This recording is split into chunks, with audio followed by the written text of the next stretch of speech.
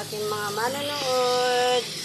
Ito, i-flex ko lang ulit itong niloloto ko. Pork siya, adobong sitaw. Ayan. Pananghalian namin, guys. Dahil nagkapira naman tayo, magluto tayo ng medyo masarap.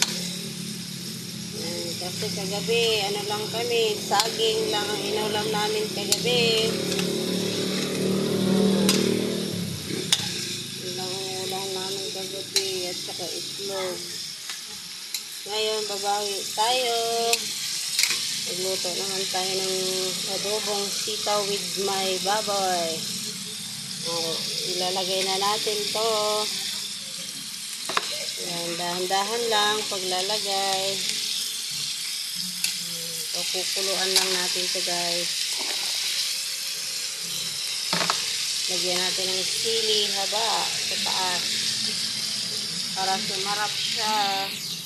Saka tatakpan natin. Takpan na natin siya. Maya, lagyan na natin siya ng toyo. Salamat sa panonood ninyo, viewers, followers.